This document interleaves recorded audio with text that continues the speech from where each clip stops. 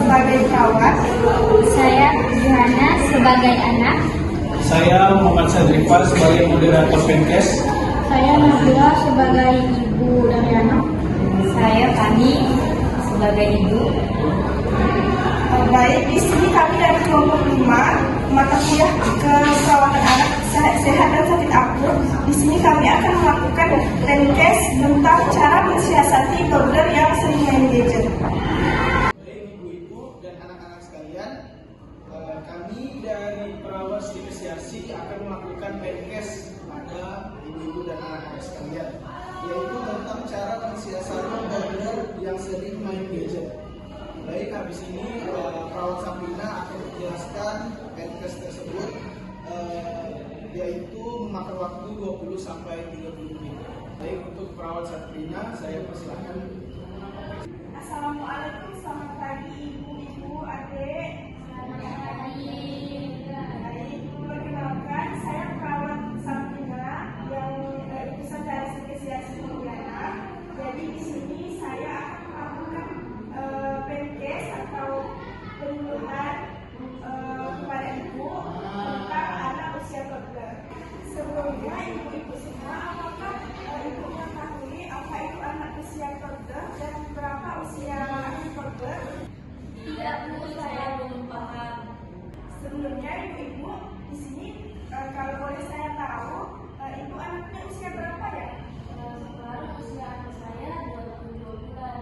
22 bulan ya Bu ya. Kalau ibu anaknya sekarang usia berapa ya Bu? Udah 3 tahun. 3 tahun ya Bu ya. Jadi ibu, di sini saya akan menjelaskan apa itu anak usia toddler. Jadi Bu, anak usia toddler itu merupakan anak yang usia emas atau golden age namanya, di mana usia ini pertumbuhan dan perkembangan anak berlangsung sangat cepat dalam segala aspek. Nah, kemudian usia toddler itu ibu dari umur 1 sampai 3 tahun. Jadi anak-anak ibu di sini masih usia toddler ya Bu ya. Nah, kemudian sebelumnya saya ingin tahu di sini apakah ibu mengetahui ciri-ciri toddler? Nggak tahu tuh Kak, bagaimana ciri-cirinya? Jadi ibu, ciri-ciri toddler yang pertama itu biasanya anak itu berusaha mencari tahu.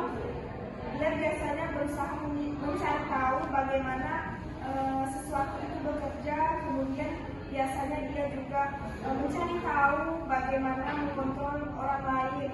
Kemudian biasanya dia sering marah, tidak jelas, atau biasanya tantrum ya. Kemudian banyak penolakan, misalnya ketika diajak mandi. Di sini anaknya ibu, apakah kalau diajak makan atau mandi ada yang sering nolak? Ibu, anak saya ini sering membantah, sering main HP, mandi pun tak mau gitu. Oh gitu ya Bu ya. Biasanya Bu anak usia toddler memang rata-rata seperti itu. Mereka sering membantah, keras kepala, apalagi ketika disuruh mandi atau makan. Biasanya juga ketika dia main gadget, nah ini paling susah jika disuruh-suruh. Oh, betul sekali ya Kak. Oh gitu ya Kak.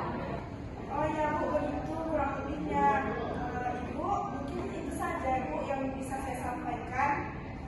Kurang lebihnya saya mohon maaf. Mungkin setelah ini akan ada sesi tanya jawab bagi ibu-ibu yang mau bertanya. Silakan. Selanjutnya saya kembalikan ke moderator. Baik Bu, telah selesai Penkes dari teman saya, yaitu perawat Sabrina. Baik, kali ini kita akan melakukan sesi tanya jawab Bu. Untuk ibu-ibu, apakah ada yang ingin bertanya? Kak, saya ingin bertanya. Anak saya tuh di rumah sering sekali rewel, sering nangis kalau misalnya HP-nya diambil saat main HP. Mungkin kurang lebih sama kayak anak ibu yang samping ini tadi ya Bu ya. Dia sering sekali emosi gitu, sering marah-marah nggak jelas gitu. Bagaimana ya cara menanganinya? Iya Kak, gimana tuh Kak cara menangani Kak? Baik Bu, itu hal yang wajar yang ibu kan tadi, itu hal yang wajar ya pada anak usia toddler.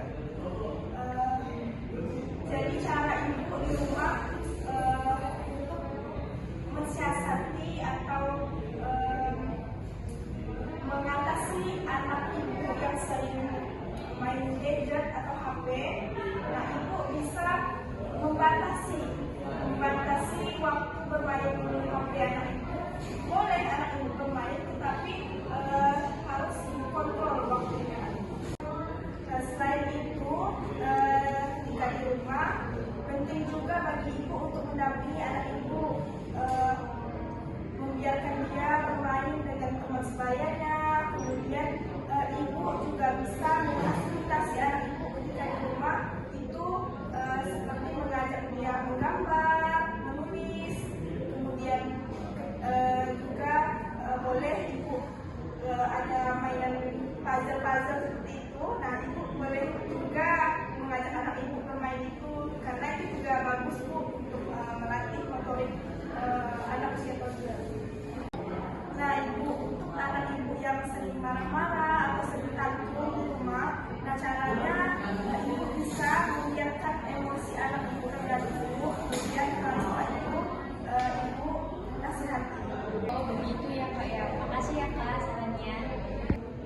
Baik Bu, saya rasa itu saja, sekian dari saya. Kurang lebihnya saya mohon maaf apabila ada perkataan saya yang salah. Saya kembalikan ke moderator.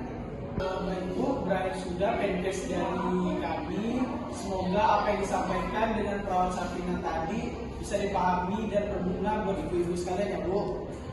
Baik Bu, saya tutup. Assalamualaikum warahmatullahi wabarakatuh.